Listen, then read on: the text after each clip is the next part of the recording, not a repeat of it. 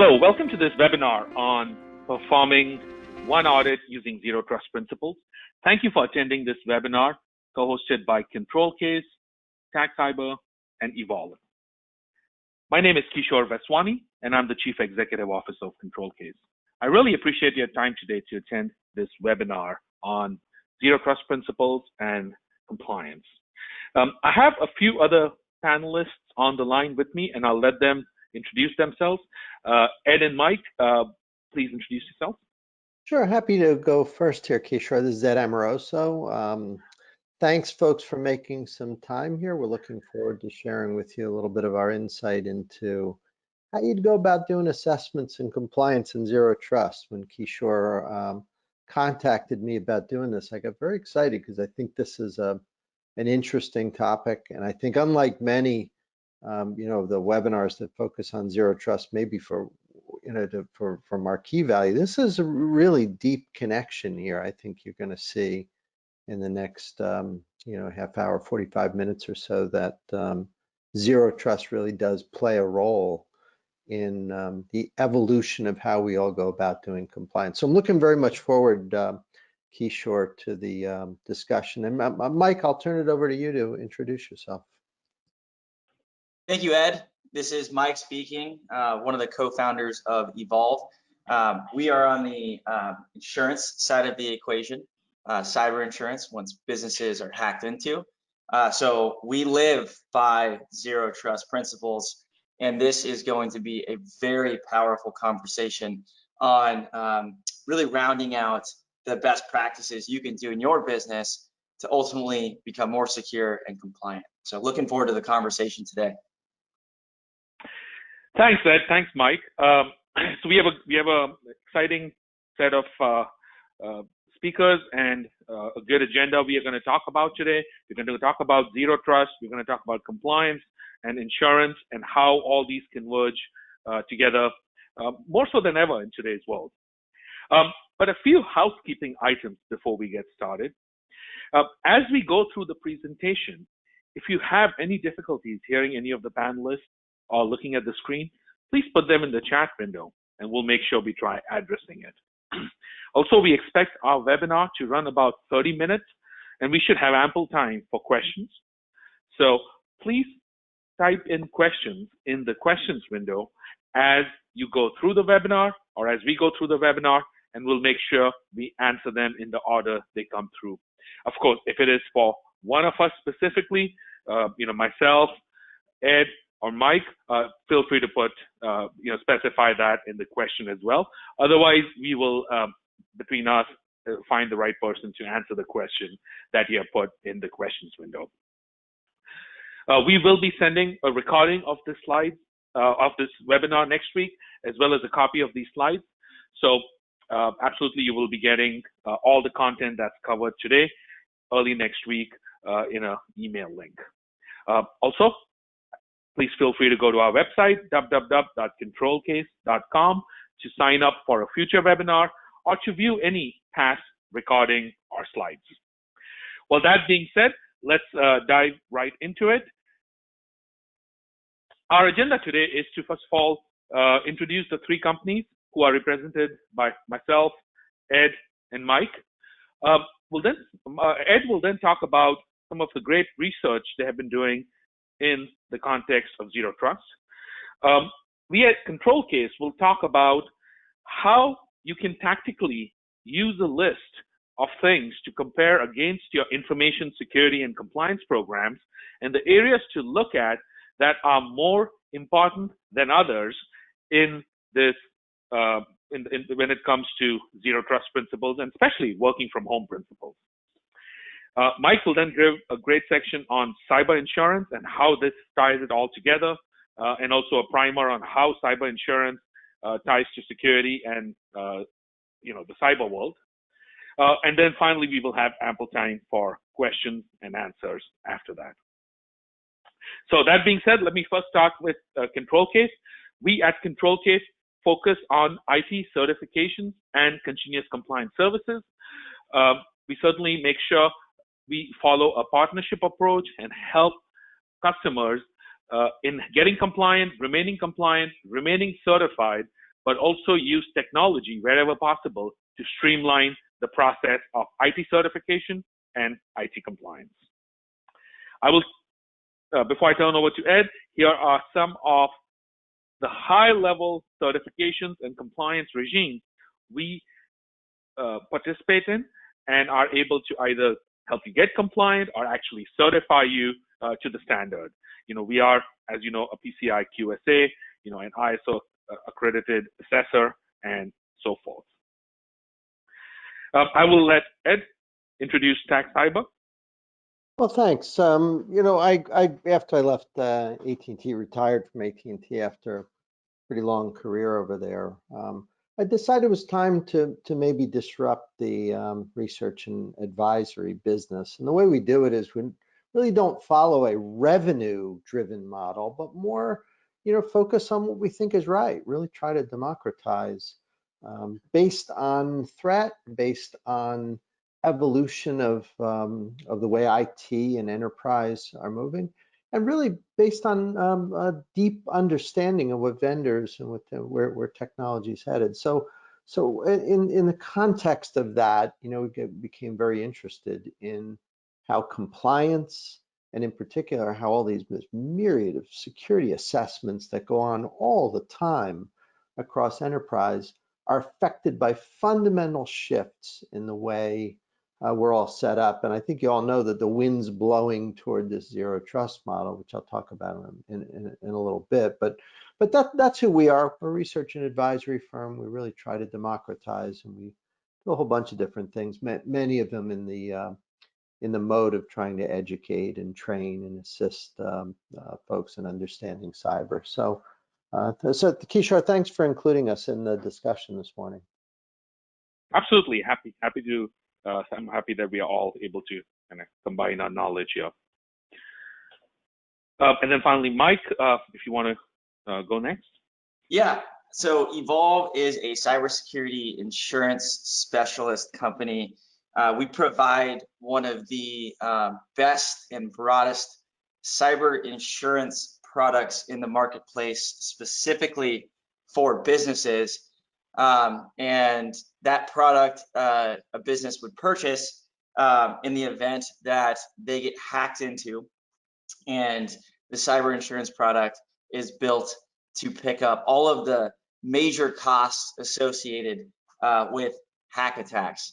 And cyber insurance as a marketplace has been around really for 10 years, but pioneered in the last 5 years.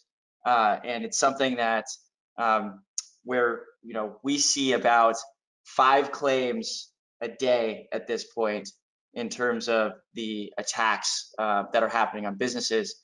So definitely a cost-effective solution when looking at your overall approach to security as just another layer to protect your business.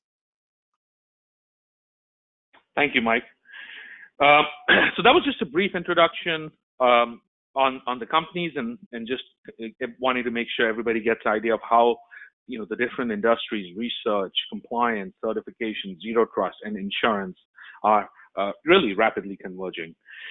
I will now turn over to Ed to talk about some of the current research on zero trust, continuous security, and compliance. And so, Ed, over to you. Happy to do so. So before we kind of address these requirements that I think are certainly true in the context of literally any compliance assessment, let's just make sure we're all connected on zero trust. So I'll bet a lot of the people listening get asked by their boss or by colleagues or by whoever, your customers, hey, what is the zero trust thing? Sometimes even rolling your eyes a little bit, because the question is this the latest buzzword? The bottom line is that it's not a buzzword. This is a condition that results from your primary control, or at least your former primary control, namely the enterprise perimeter, dissolving. So we've been talking about it forever, but I'll bet you if there's folks here listening who do audit, who do assessment, who do risk, you know darn well that either in existing or even ongoing assessments, that external firewall perimeter is still listed as either a primary or a very important control. I think a very crisp definition of zero trust is when that control no longer works and you can literally pull it out of the audit, then you've got zero trust because there's no more implicit or implied trust between any entities in your enterprise. So, well, I've spent a lot of time with Kishore. He and I've talked a lot about this stuff, and I came to the conclusion, based on discussions both with Kishore and a lot of others in the compliance community, both across ISACA and enterprise, and you name it, even in the academic environment. I teach at NYU. I have a lot of students who are, in this business, come to the conclusion that there's really three things that you better do if you're doing these assessments in environments where you don't have zero trust, because things are going to be changing. It's going to be more dynamic. It's going to be harder to define. So number one is you better focus on making things continuous. No more sort of point in time. You better find a way to keep track of what's happening, because zero trust implies change. So that's important. Second is automation. Like the idea that you can just sort of keep up with this stuff manually seems preposterous to me. You better have a platform. As things change, you better have means for collecting the relevant information. And then integrated means you're going to have to tangle the compliance program into a much more difficult to define architecture across your enterprise. So I think these were true before. Like if we were having this discussion 20 years ago, we'd still say these were important, but much less so. We would have been more comfortable with things being, instead of continuous, you'd say, periodic. That was a term we used all the time. We don't use that anymore. And yes, most of it used to be manual to automate, and integrated might not have been as important. You could do an overlay. Now I think in the context of zero trust, in the context of losing that primary control, these are the three requirements that I think have become pretty essential. Kishore, I assume you would agree with these 3 points as being important, in the context of zero trust, right? Oh, absolutely, absolutely. As you said, these were always, always important, and now these are even more important, and maybe even beyond the perimeter of an organization. So those are great points. You can click on the next chart. We can just sort of reinforce that the zero trust. The bottom line is that internal and external kind of don't mean anything anymore. Everybody's an insider. There's no automatic trust, and you better have a new view of how you're doing these controls. And Kishore, I think you and I both know. I know Mike knows. It really does change the way you do an assessment. You have to look. I like the phrase there, assume you're at risk from all angles. That's probably a good way of thinking about zero trust, because it's no longer your comfortable, private, well-defined enterprise, but now it's a much more virtual, distributed connection of different systems and third parties and networks and you name it. And the result is, when you're doing an assessment, you'd better do those things we talked about on the previous chart. So Kishore, I hope this is helpful in terms of underlying principles and some of the requirements that would be important. I'll turn it back to you to give a little more detail. Excellent. Thanks, Ed. Absolutely. Certainly a great introduction and high-level overview of zero trust and its implications in today's environment. So the next section that we'll talk about is a little bit more tactical, especially in what ControlCase does, which is compliance and security, and if anything else, we really wanted to make sure we list down a list of tactical areas you all can look at and compare your programs against, or at least view your programs and your infrastructure from these different bullet points that we're going to be talking about. And so certainly, as I said, we'll be sending a copy of these slides. And so you will have this in the soft copy format early next week. But these are the 8 areas we think are the domains where we think in the zero trust world, there is something special. In some cases, it might be something special. In some cases, you guys might already be doing it, but there are certainly implications on how certain things are done differently in the zero trust world. And we feel these 8 domains have something intricate related to that. And so we will walk through it. And again, you can use these 8 domains and compare it against your programs and see how it compares to that. Policy and procedures. So, while it's true for some of us and some of the companies, we have, we were very used to working from home. There are others of us who just were not, and it was a very office culture, which may have changed in the last 3-4 months, and in fact has been changing for the last decade slowly. And so providing security awareness training, and actually security training in general, to folks who work from home is an important vector, because the vectors of attacks, the phishing type attacks, and the other things that are related to working from home or from a coffee shop are different than when you're within the enterprise.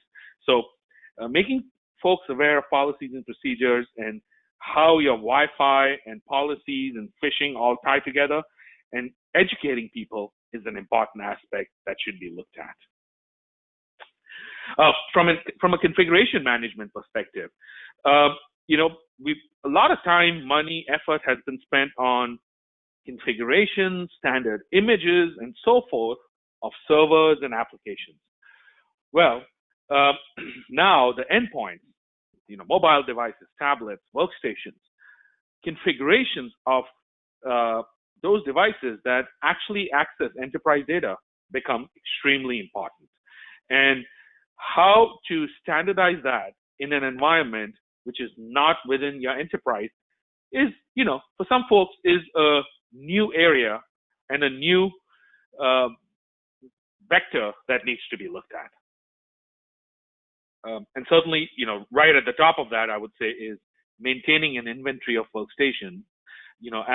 As simple as it sounds, that right there is, is getting ahead of the curve, because it is not that easy in the distributed world to maintain a correct inventory of workstations, especially for global companies with multiple legal entities and multiple active directories and so forth. Vulnerability management. When we talk about vulnerability management and penetration tests, we have traditionally looked at it from an internal and an external perspective. Internal being within the enterprise, sitting within the perimeter; external being, someone else, who's not supposed to be in there from the internet trying to hack in. Well, now there's a third vector, right? Which is there are employees who are supposed to be in, but they're really sitting outside the enterprise. And so that brings a whole new set of vectors that need to be tested from a vulnerability management and a penetration testing perspective. And that would be really a hacker emulating a valid home user or someone who is trying to emulate one of the many employees that are sitting outside the perimeter and having legitimate access to data. So again, from a vulnerability management and a penetration testing perspective, there's a new angle to be looked at in the zero trust principle world. Log management. So log management really has 2 areas that are fairly relevant. One is, what are the devices logging, and what are you logging? That's aspect number 1.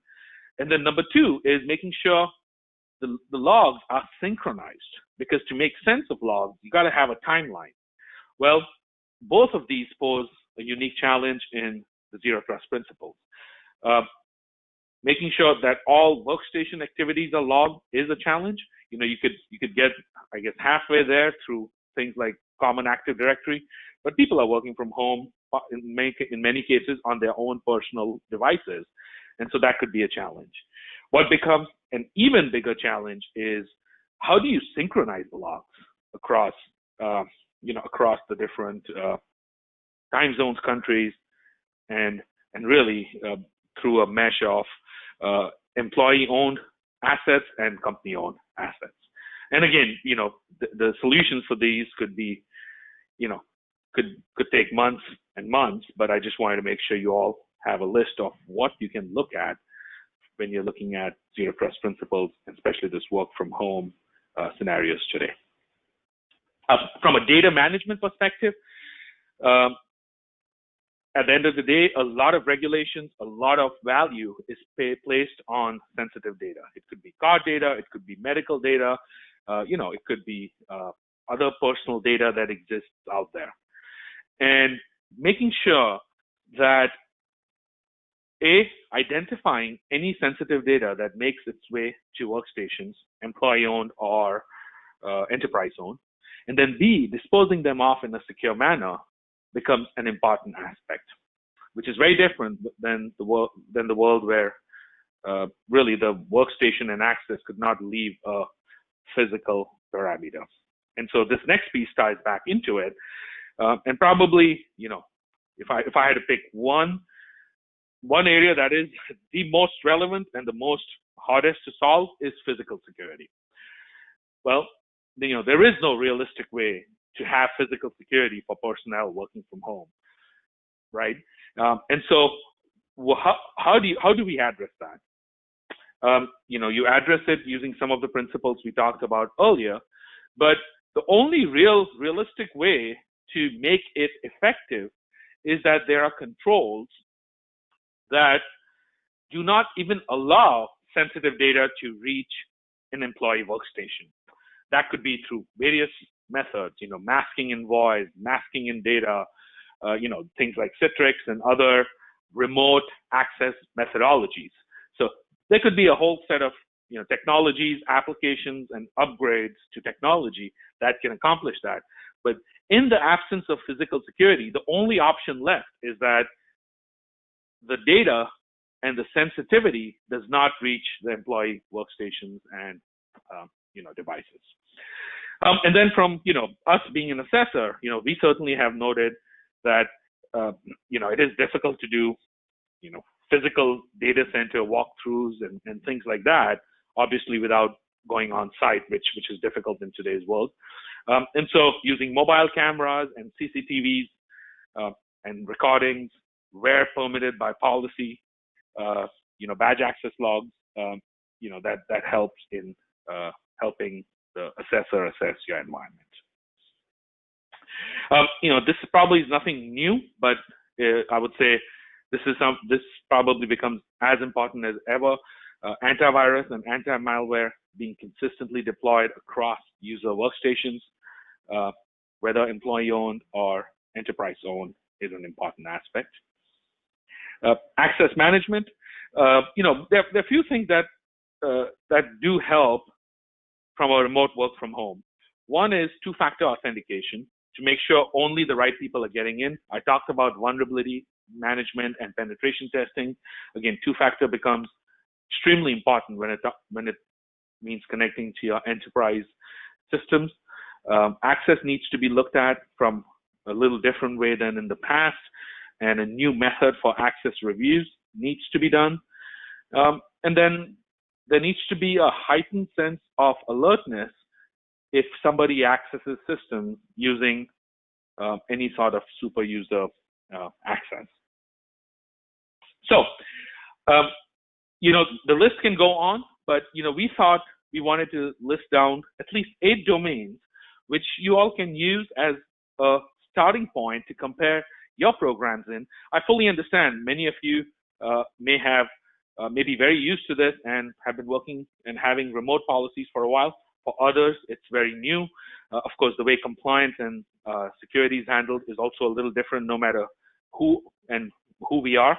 And so again, we'll send out these slides next week and you will have this list, but we just wanted to introduce you to common and important areas that, that should be looked at from a work from home or a zero trust principle basis.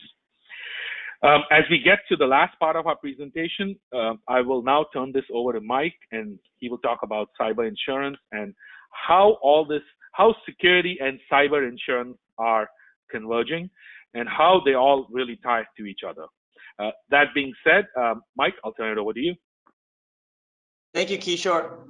So cyber insurance is definitely a very hot topic right now. The good news is that the insurance products are better than they have ever been about It's estimated between 35% and 40% of businesses in the United States currently purchase a cyber insurance policy.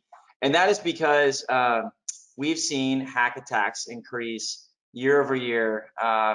And that's, with technology improving over time, hackers understand how to get into your technology, and ultimately they're looking for a quick payday. So the stuff that is really important to discuss today is for this conversation, I think the number one thing that is hard to understand about cyber insurance is what's actually covered in the policies. And when you look at the policy, the way to think about it is it's now built for all of the costs associated with a hack attack. And one of the avenues where we see costs start to spike is if you lose information on either people or businesses, and the federal, state, and private regulatory bodies that sort of have created rules around privacy regulation. What happens as a result? And so the cyber insurance policy, the great thing about it is that it actually covers all of the defense costs if you're audited by any sort of federal, state, or private privacy regulatory body. And it also covers the fines and penalties if you're found in violation of one of those privacy regulations. So the one we have in front of us is one of the hotter topics of 2020, the CCPA, the California Consumer Protection Act, or Privacy Act, excuse me, that basically is a new sort of statute that came out in California that says if you lose information on consumers in California, you can be hit by a private suit and also by the California Attorney General. Now, the interesting part is the state of California gave everyone, all the businesses in California, about 6 months of time to become compliant. And we just saw as of July 1st that window closed. So July has been the first month where we've now seen a couple dozen businesses already get served with at least private lawsuits. There's a few class actions that are out there. And eventually, over the coming months, we will probably see the California Attorney General start to handle some of these bigger cases. Now, you might be questioning, how does something like that happen? Let's move to the next slide, and you'll find out a little bit more. So the top two attacks that we see are funds transfer fraud, so sending money to the wrong place, and that's usually a hacker's bank account, and ransomware. And ransomware is usually clicking on a phishing link and then all of your information getting locked up, and there's a demand for cryptocurrency, an extortion demand, and that's by a hacker. And if you don't pay the extortion, they will not unlock your files. Now, the tricky part about ransomware, which is, we see probably about 3 ransomware claims on average a day, is that there's, at this point, hundreds of types of ransomware that exist. It's just different types of software that have been created. And there's many different types of attack methods that hackers use. Well, from the cyber insurance side of the equation, if your information is locked up via ransomware, we know after experiencing thousands of claims that there are certain types of ransomware that actually extract all of that data that has been locked up. And once it's extracted, the hackers are going to then repurpose that data and resell that data on the dark web. And so, so what does that mean? That means that you need to be compliant with federal, state, and private privacy regulations, which means on our end, we have to get a data breach attorney involved to then go through exactly what type of information has been stolen. and what are best practices to be compliant so you don't get slapped with a big fine or penalty by that privacy regulatory body. So just interesting to understand, and we can move to the next slide here. So we also, on the insurance side of the equation, insurance is post-attack and pre-attack. We focus on cybersecurity. So like Ed and Kishore mentioned, work from home, we're seeing a spike in claims activity because work from home environments are not as normally as secure as the actual office environment. So the reason for the slide is just to understand that your exposures as a business have increased since the recent move with coronavirus to work from home, because people generally do not have their own strategic approach that would be in line with the actual business in terms of cybersecurity, or they just lack the education on what to do and best steps. What you're also looking at is a 5 free easy steps to secure your home office, something that will live in this presentation, and there's a white paper that Kishore will have access to for everyone who's listened after. You can request. If we move to the next slide, secure your business 5 easy steps. So this is a really important white paper that is a checklist of the main things that you really should be looking at as a business owner, and then ultimately auditing your IT department to make sure that they're doing all of the following things. And it's broken up in 5 different areas, really around where we see the biggest sort of attacks. So secure your ransomware threat, backing up all of your information that is vital to your day-to-day business. Start to think about questions. What would happen if all of my information was locked up that sits within my CRM or my email or cloud storage? Would I be able to operate? Would my business be able to operate? And if not, what are the consequences that are going to happen? All the claims start with some sort of human-based error. So how can I secure my employees? And specifically, back to ransomware, phishing is one of the #1 ways that we see a successful ransomware attack. So how can we actually, secure the phishing threat? And then the kind of the last couple things here are, you have a company website that's public facing. If that were to go down, it would not be a good look. So, and that's also an access point into figuring out more information on your business and stealing information. So we got to secure the actual website. And then last but not least, that funds transfer fraud claim being the #2 claim. Again, it's just as simple as usually controllers or CFOs or clients sending money to what they think is a normal place that they would do business, and actually it's a hacker's bank account. And so putting protocols in place on when you transfer money to increase the security around transferring it are of the utmost importance. So we can jump to the next slide here. So as far as the insurance is concerned, everything on the left-hand side are going to be some of your basic sort of coverages that exist. There's about 25 different types of coverage in a policy.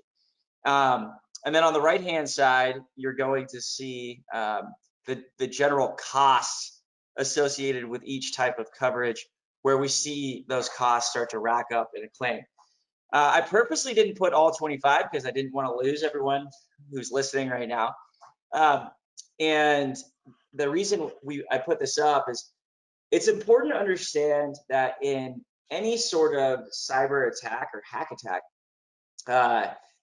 the #1 thing that where you make your money back on these cyber insurance policies is that you need a forensic expert that is a specialist in terms of hack attacks. Very different to an IT department, and a good parallel would be an IT department that you use in your day-to-day would be like your general practitioner as a doctor, going to your normal checkup for anything that's going wrong. When you have a hack attack, that's the equivalent of having open heart surgery, where you'd want to see an open heart surgeon.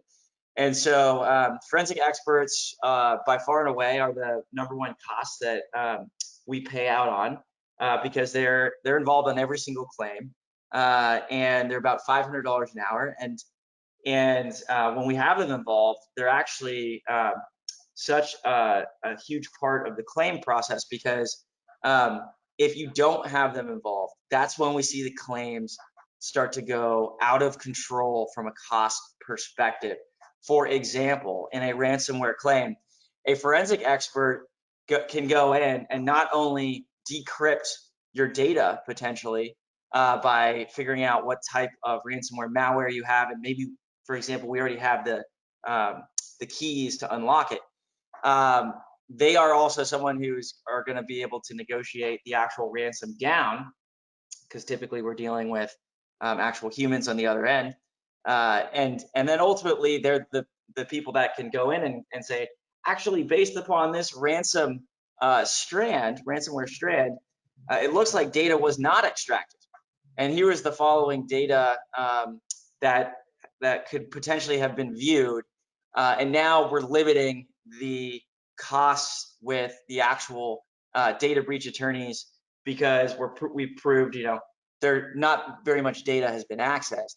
And that's also stuff where if you were ever audited on the federal, state, and private regulatory level, you would have actual proof based upon the forensic report that was done of, hey, actually, the following people were not, affected by us being attacked.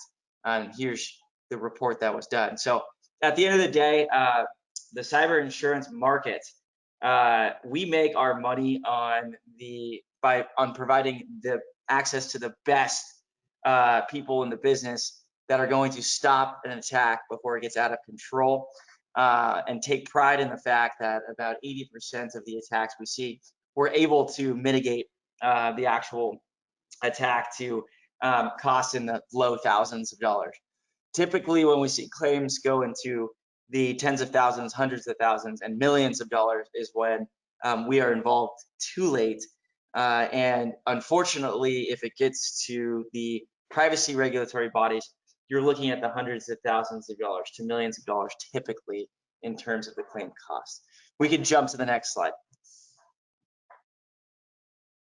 All right, I'll pass it over to you, Kishore. Great, thank you. Excellent.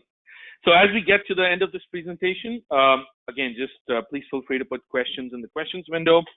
We will get towards the last section, which is, for our customers and potential customers and the industry in general, how we feel how certification and compliance assessments have been modified or are to be modified in the remote assessment world. So there's really 3 key areas of focus when we talk about doing compliance and certification for our customers. First is automation, and you can see it touches on a lot of the areas we talked about: remote scanning, remote evidence collection, remote testing, so forth. Secondly is, again, technology that exists out there and has been used but is being used more. CCTVs, phone cameras, go-to-meetings, webinars, webinars like this to enable remote assessment. And then finally, continuous compliance. So it's a more dynamic world, and it requires more continuous compliance, more frequent user access reviews, scans, firewall rule set reviews, etc. We at ControlCase have a fairly extensive technology footprint that is part of our continuous compliance suite. We help collect automation evidence. We help discover sensitive data. We can do remote, technology to do remote vulnerability scans and log management from a compliance perspective. That's the automation piece. From a remote assessment perspective, we are using video calling and screen sharing more than ever. Until we get to being able to travel again, certainly we are doing data center reviews using mobile cameras and CCTV. We're using the technology we have always used to share evidence between us and the entities we are assessing. And then really, I think the most I think the most relevant thing here is it does, when we are doing things remotely, our customers have noted, and we have also noted, that it does take us a longer time to conduct interviews and go through walkthroughs because, it's not easy. When you're shoulder surfing, it's a little bit easier, but when you're doing it on webinars using multiple parties, it could take a longer time. So, just making sure we all prepare for some additional time is a good thing. And then the last piece is the continuous compliance, which is ensuring that you are, at least on a quarterly basis, looking at some of the key components within the enterprise. As an example, the research we have done shows that 70% of companies' assets, and this is between workstations and servers, are non-compliant at some point in the year. It could be because of logs not reporting, could be vulnerabilities, could be user access, could be one of the many scenarios. But enabling continuous compliance is an important aspect. As we get into Q&A, again, for our customers, and certainly we as ControlCase follow a partnership approach, enable automation, and look at continuous compliance from an overall perspective. That being said, let's move to questions and answers. If you haven't, please put your questions in the questions window. I will moderate and direct it to folks. I see a couple of questions here. The first question is for Ed. Ed, what's the interplay between security and privacy when it comes to things like GDPR, CCPA, and so forth? Yeah, it's a good question. Obviously, when we think about GDPR and CCPA, we think about the different rights and so on from a privacy perspective, opting in, opting out, and so on. But protecting the data and ensuring that those controls work is the obligation of the security team. So a lot of times we separate the two, but I don't. I just see the consequence of security issues as in many cases spilling over into the privacy threat arena. So it would make sense for both the security and privacy teams to be working together to ensure compliance. And I know a lot of companies doing that, like going off and doing automated discovery, for example, of information that might have some privacy implication, like with customer names and so on. Going off and finding that as I guess you could think of that, Kishore, as a security task, but obviously driven by privacy goals. So really interplay would be the word that I would use to describe how the two groups should work together. I hope that's helpful. Great. No, absolutely. That makes that certainly is privacy and security are converging at a rapid pace, and I think very soon they'll all be one big industry, I guess. The next question, and I can take that, is what do you feel is the most comprehensive certification that can keep a company compliant? And that's a good question. I think there are a couple of ways to answer that. The first is, most IT regulations out there, and I'll use the example of PCI, ISO, SOC 2, HIPAA, and so forth. All of them really focus on similar domains, right? And some of the domains we touched on: policies and procedures, remote access, access control, physical security, log management, vulnerability management. So the content of most of these regulations is the same. That's the good news. Number two, the type of data they protect might differ. HIPAA may talk about healthcare, PCI may talk about credit cards, right? So that differs slightly, but the domain still remains the same.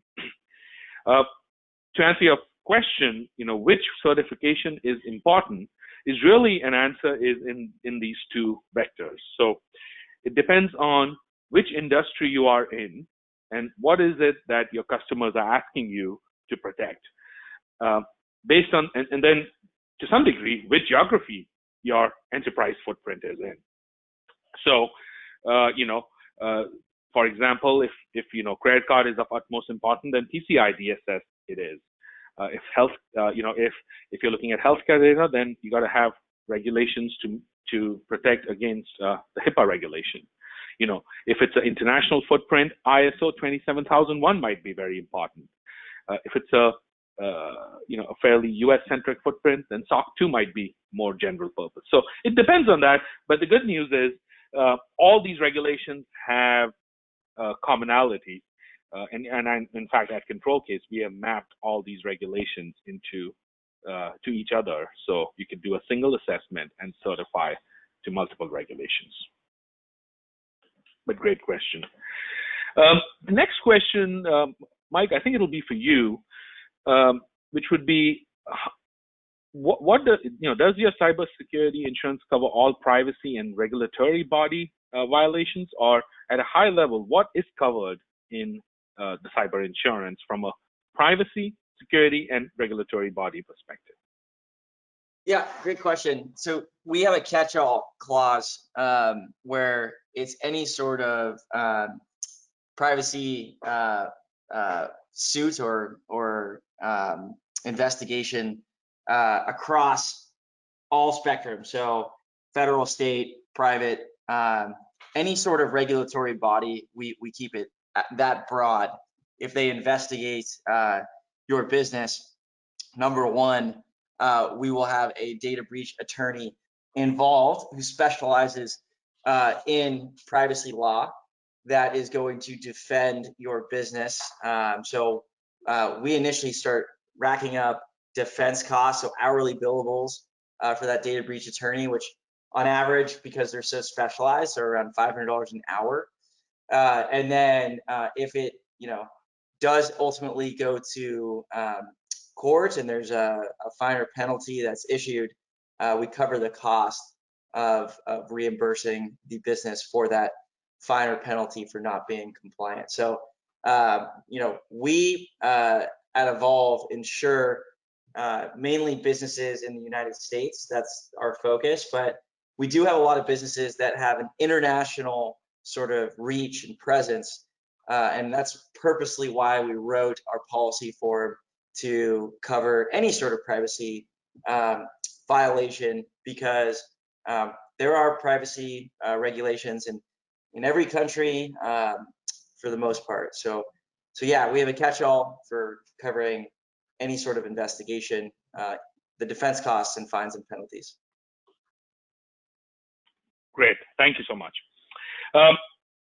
We have time for a couple more questions that we'll take. The next one is, how do we conduct physical security audits in today's world? And again, that's a very relevant question, especially in today's world. So physical security, there are 3 or 4 vectors we have seen that can be used to look at physical security at a high level. One is piggybacking wherever possible and wherever the organizational policy is accepted, to piggyback on the CCTV and the badge access controls of physical security to show that those controls are in place. The second one could be using video cams, phone camera walkthroughs, and so forth. Again, assuming the policy allows for that. The third one would be around end user attestation that they have viewed and have records of all these controls working. So these are the 2 or 3 vectors that can be used without stepping foot on site to still do a physical security assessment. Obviously not ideal, but certainly you can get to the right level of due diligence and the right result using that. That was the last question we had. So that being said, thank you everybody for your time today. I really appreciate you taking the time today to attend this webinar. Certainly I really appreciate Ed and Mike's time today to give their unique perspectives on various topics and for joining ControlCase in this webinar. Thank you, everybody. Thank you, Mike, and thank you, Ed, for joining on this webinar and sharing your valuable insights. Great, thank you. Thanks, Kishore. All right, thank you, everybody. Have a great rest of the day.